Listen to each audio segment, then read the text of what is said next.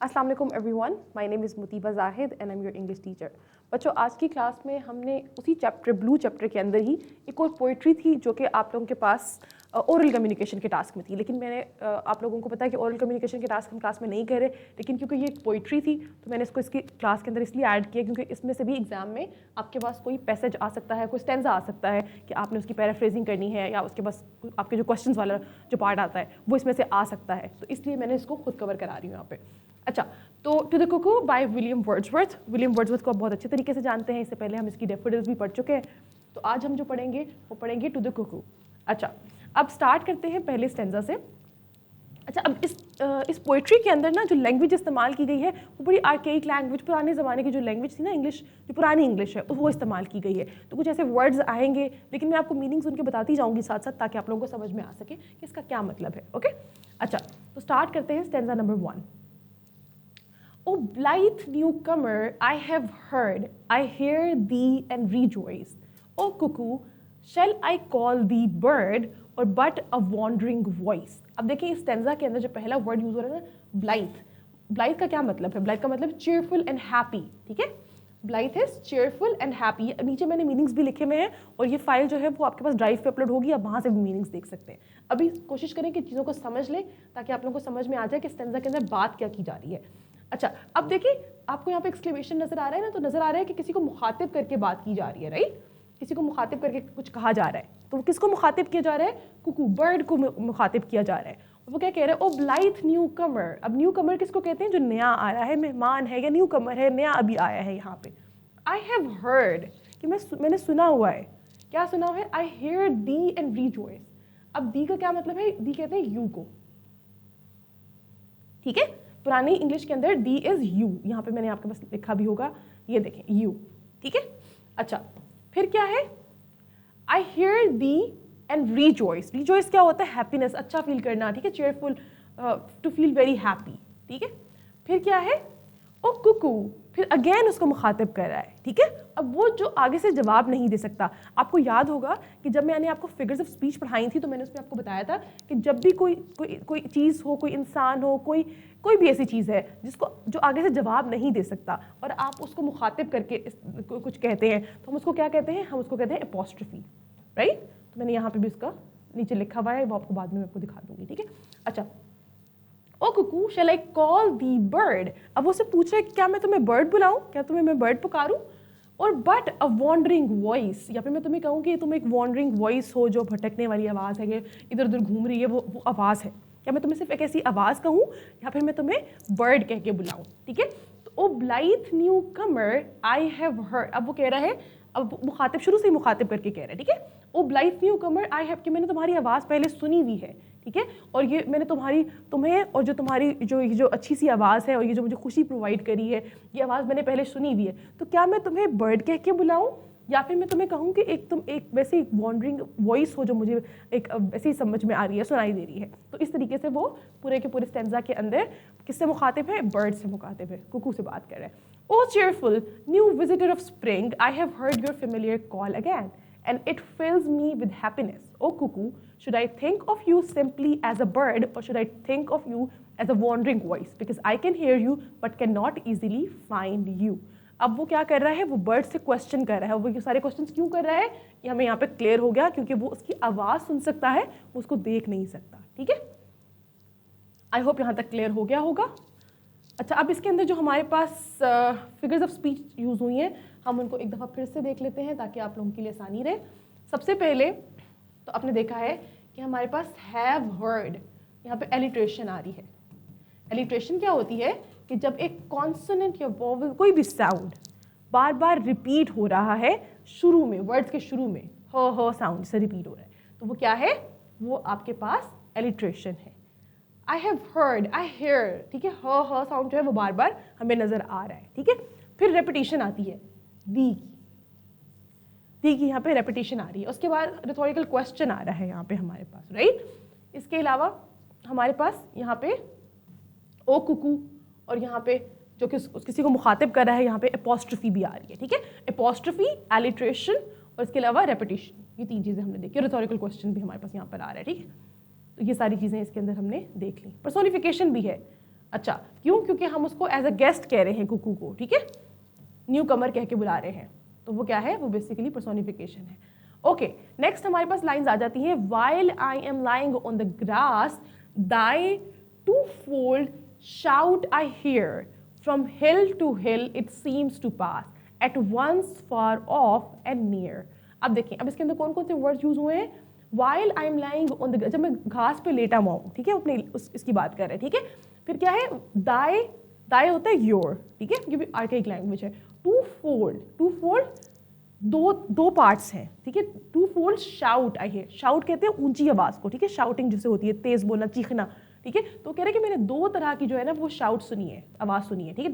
To fold shout I hear, from hill to hill it seems to pass, at once far off and near. तो वो कह रहा है कि एक आवाज़ जो है वो हिल से हिल गुजर एक जगह से पास होकर दूसरी जगह जा रही है, ठीक है। और वो क्या करिए, एक तो करीब आवाज़ है और एक दूर से आ रही है। तो वो कह रहा है कि दो आवाज़ें आ रही हो सकती है कि वो एको हो रही हो, या हो सकता है कि दो तरह के साउंड्स उसको कहाँ से नजर आ रहे हैं। तो यहाँ पे क्लैरिटी नहीं है, लेकिन ये ज़रूर पता है कि वो जो आवाज़ है वो दो दफ़ा आ रही है, एक दफ़ा करीब से आ रही है, एक दफ़ा दूर से आ रही है। जैसे एको होती है, बिल्कुल उस तरीके से भी हो सकता है। कह रहे हैं कि जब मैं घास पे लेटा हुआ हूँ तो क्या है कि तुम्हारी जो आवाज़ है वो मुझे दो बार आ रही है, तुम्हारा जो शाउट है, जो आवाज़ है वो। और वो क्या कह रहा है कि वो हिल से हिल तक पास हो रही है, एक हिल से दूसरी हिल पे पास हो रही है, ठीक है। एक बार करीब से आ रही है, एक दफ़ा दूर से आ रही है। तो यहाँ पर कौन कौन सी, पहले हम इसकी पैराफ्रेजिंग देख लेते हैं। While I'm lying peacefully on the grass, I hear the cuckoo's two-note call. Its sound seems to travel from one hill to another. Sometimes it seems to come from a distant place, while at the same time it feels as if it is very close to me. तो वो ये कहना चाह रहा है कि जो आवाज़ है ना वो कभी कभार तो उसको करीब से आ रही है और फिर दूर से आती है, और कभी कभार दूर से आवाज़ आती है लेकिन ऐसा लगता है कि यहाँ करीब से भी आवाज़ आ रही है। तो ये क्या है? ये उसको जो उसकी आवाज़ उसने बहुत दफ़ा सुनी हुई है, उसी चीज़ को बार बार यहाँ पे बताया जा रहा है इस स्टैंजा के अंदर, ठीक है। ये डिफिकल्ट वर्ड्स के मीनिंग मैंने यहाँ पे लिखे हुए हैं, इससे तो मैंने साथ साथ एक्सप्लेन कर दिया है, लेकिन आप देख सकते हैं। सबसे पहले तो इमेजरी का यहाँ पे आप इस्तेमाल देख सकते हैं कि आपको जो लाइंग ऑन द ग्रास है और उसके बाद जो कुकू का साउंड है, ये सब आपके दिमाग में इमेज क्रिएट कर रहे हैं, ठीक है। अगर एक इंसान कह रहा है कि वो घास पे लेटा हुआ है तो आपके दिमाग में एक पिक्चर ड्रॉ होती है, राइट। अच्छा, इसके अलावा क्या है, इसमें ऑक्सीमोरॉन है। ऑक्सीमोरॉन क्या होता है कि दो ऑपोजिट चीज़ों को आप इकट्ठे लिख दें, जैसे फार और नियर। यहाँ पे दो चीज़ें हमारे पास इकट्ठी आ रही, at once far off and near, ठीक है। तो इसको हमने इकट्ठे इस्तेमाल किया, राइट। अच्छा, अब हिल टू हिल क्या है? एलिट्रेशन है, या फिर आप इसको रेपिटेशन भी कह सकते हैं ह साउंड की, ठीक है। फिर हम थर्ड स्टैंजा पे आ जाते हैं। थर्ड स्टैंजा क्या है? दो babbling only to the wail of sunshine and of flowers, thou bringest unto me a tale of visionary hours. Again, अब इसके अंदर भी हमें क्या है, हमें आर्काइक लैंग्वेज का भी नज़र आ रहा है, इसके अलावा हमें यहाँ पे काफ़ी ज़्यादा चीज़ें और नज़र आ रही हैं। Thou babbling only to the vale. अब दो बैबलिंग, बैबलिंग क्या होता है? बोलने को कहते हैं ना। बैबलिंग किस तरह के बोलने को कहते हैं? स्पीकिंग और making a continuous gentle sound, हल्का हल्का जो बोल रहे हैं उसको बैबलिंग कहते हैं, ठीक है। अच्छा, फिर इसके बाद क्या है यहाँ पे? Though babbling only to the vale. अब कह रहे हैं लेकिन जो आवाज़ आ रही है ना, जो वो बैबलिंग की आवाज़ जो हल्की से, पहले उसने शाउट बोला था, अब वो बैबलिंग कह रहे हो, राइट। तो वो क्या है? वेल, यहाँ पे ये वैली के लिए इस्तेमाल हुआ है, ठीक है। तो वो वैली के अंदर है of sunshine and of flowers, thou bringest unto me a tale of visionary hours. अब वो क्या कह रहा है? वो कह रहा है कि वो जो बातें कर रही है ना, वो जो बर्ड की बातें है उसको कह रहे हैं कि वो सनशाइन की है, फ्लावर्स की है, और वो क्या लेकर आ रही है? वो एक स्टोरी सुना रही है, टेल, ठीक है। Thou bringest unto me a tale. Thou किसको कहते हैं यहाँ पे देखें? यू को ही कहते हैं, ठीक है। यू का ही ये वो है कि वो उसको कह रहे हैं कि तुम मेरे पास क्या लेके आ रही हो। ब्रिंगेस्ट भी ब्रिंग की ही एक आर्काइक लैंग्वेज की फॉर्म है, ठीक है।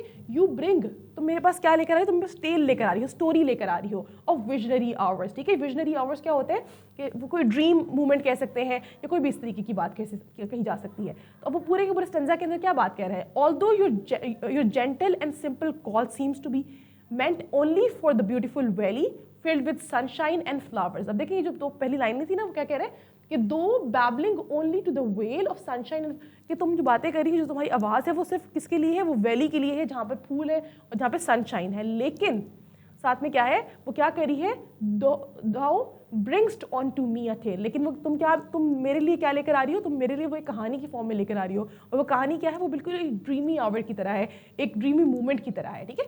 It tells me a special story, ये मुझे क्या बताती है, एक स्पेशल स्टोरी सुना रही है।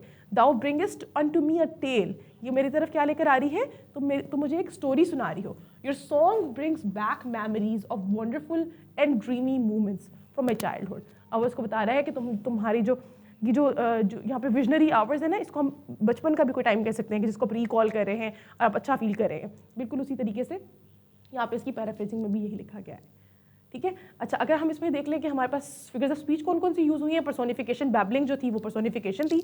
इसके अलावा a tale of visionary hour is the metaphor over here. इसके अलावा हमें और इसके अलावा जो इसमें फिगर्स ऑफ स्पीच नज़र आ रही हैं उसमें इमेजरी है। इमेजरी किस चीज़ की है, सनशाइन और फ्लावर, ठीक है। यहाँ पे क्या है कि हमारे दिमाग में एक इमेज क्रिएट कर रहे हैं। अच्छा, नेक्स्ट हमारे पास स्टैंजा नंबर 4 आ जाता है, thrice welcome darling of the spring. अब वो क्या कर रहा है, फिर से उसको मुखातिब करके कह रहा है खुश आमदीद, ठीक है। थ्राइस वेलकम 3 दफ़ा, मतलब बार बार, ठीक है। वो उसको कह रहा है कि जैसे आप वार्मली वेलकम करते हैं ना किसी को, उस तरीके से उसने कहा थ्राइस वेलकम, 3 दफ़ा खुश आमदीद, ठीक है। जैसे बार बार आप किसी को कहते हैं, बिल्कुल उसी तरीके से यहाँ पे वो उसको कह रहा है। Even yet thou are to me no bird but an invisible thing, a voice, a mystery, the same whom in my schoolboy's days I listened to that cry, which made me look 1,000 ways in bush and tree and sky. अब आप देख सकते हैं कि इस stanza के अंदर यहाँ पर आपके पास जो बात की जा रही है वो क्या है, वो कह रहा है थ्राइस वेलकम, 3 दफ़ा खुशामदीद, डार्लिंग ऑफ द स्प्रिंग, ठीक है। डार्लिंग ऑफ द स्प्रिंग कह रहे हैं कि तुम बिलवड हो किस चीज़ की, स्प्रिंग की, स्प्रिंग सीजन की, कि जब बाहर आती है तो तुम किस तरीके से वहाँ पर आ रही हो, ठीक है। Even yet thou art to me, लेकिन तुम फिर भी जो तुम्हारी आर्ट है वो क्या है मेरे लिए, नो बर्ड, कि मैं तुम्हें ये नहीं कह सकता कि तुम बर्ड हो। वो क्यों कह रहा है, क्योंकि उसने आज तक उसको देखा नहीं है। बट एन इनविजिबल थिंग, तुम मेरे लिए एक बर्ड नहीं हो बल्कि एक इनविजिबल थिंग हो, क्योंकि उसने बर्ड को देखा नहीं है, right. A voice, a mystery, तो क्या है, जो तुम मेरे लिए एक वॉइस हो, एक मिस्ट्री हो। The same whom in my school boys days, जिस तरीके से बचपन में जब मैं छोटा था स्कूल डेज के अंदर तुम मेरे लिए जैसा मैं तुम्हारी आवाज़ सुनता था, बिल्कुल उसी तरीके से अभी भी मैं तुम्हारी सिर्फ आवाज़ ही सुन रहा हूँ, तो तुम मेरे लिए क्या हो, तुम मेरे लिए मिस्ट्री हो। I listen to that cry, और कह रहा है कि मैं सुनता हूँ उसको, मैंने सुना उस टाइम पे भी, जब मैं छोटा था तब भी मैंने सुना तुम्हारी क्राई को, तुम्हारी आवाज़ को। Which made me look 1,000 ways in bush and trees and sky, और उस आवाज़ को सुनने के बाद मैंने तुम्हें हर जगह ढूंढा, ठीक है। बशेस के अंदर ढूंढा, उसके अलावा ट्रीज़ में ढूंढा, स्काई में, हर जगह ढूंढा कि आवाज़ कहाँ से आ रही है, ठीक है। तो ये उसके बारे में बात कर रहे हैं, तो इसकी पैराफ्रेजिंग देख लेते हैं। You are warmly welcome beloved bird of spring, even today you are not simply a bird to me, you are like an invisible and mysterious presence that I can hear but cannot easily see. You are the same cuckoo whose call I heard when I was a schoolboy. Its mysterious sound made me look everywhere in the bushes, trees and sky to find where it was coming from. Again, इस पूरी paraphrasing के अंदर वही चीज़ है जो मैंने अभी आप लोगों को एक्सप्लेन की, वही लिखा है कि क्या है कि आप बर्ड से बातें करते हुए कह रहे हैं कि मैं तुम्हें वार्मली वेलकम कर रहा हूँ, मैं तुम्हें खुशामदीद कर रहा हूँ, कह रहा हूँ, ठीक है। और वो कह रहा है कि तुम कौन हो, तुम एक बिलवड बर्ड हो जो स्प्रिंग में आता है, ठीक है, जो स्प्रिंग में आ रहा है। और साथ में उसको कह रहा है कि आज भी मैं बिल्कुल उसी तरीके से तुम मेरे लिए एक बर्ड नहीं हो, तुम मेरे लिए मिस्ट्री ही हो, क्योंकि मैं जिस तरह जब छोटा था, जब मैं स्कूल बॉय था, उस टाइम पे भी जिस तरीके से तुम मेरे लिए एक मिस्टीरियस चीज़ थी, क्योंकि मैं तुम्हें नहीं ढूंढ पाया, अभी भी तुम मेरे लिए सिर्फ एक वॉइस हो, मैं तुम्हें देख नहीं सकता।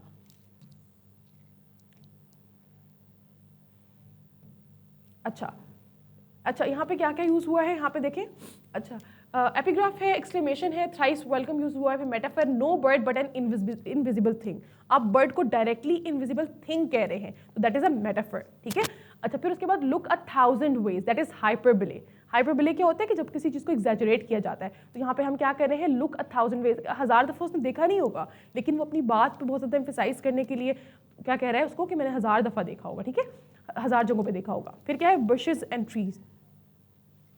अच्छा, वो ये नहीं है, this is not alliteration, okay, ये यहाँ पे गलत लिखा हुआ है, इसको करेक्ट कर लिएगा, दिस इज़ नॉट एलिट्रेशन।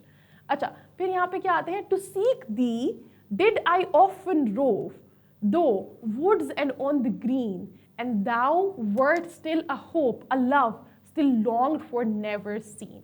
अब वो क्या कह रहा है, to seek thee did I often roam. अब वो कह रहा है कि तुम्हें देखने के लिए, सीक कहते हैं देखना, ठीक है, टू सर्च फॉर, तो कह रहे हैं कि तो तुम्हें सर्च करने के लिए, दी तुम्हें, यू को, ठीक है, मैंने क्या किया, did I often rove, rove का मतलब है to wander from place to place, एक जगह से दूसरी जगह तक जाना, हर जगह घूमना फिरना, इधर उधर आप देख रहे हैं, ढूंढ रहे हैं, तो वो कह रहे हैं कि तुम्हें देखने के लिए, तुम्हें ढूंढने के लिए, तुम्हें फाइंड आउट करने के लिए कि तुम कौन हो, टू सीक दी, तुम्हें ढूंढने के लिए, राइट, दी का वर्ड हम यू के लिए इस्तेमाल करें।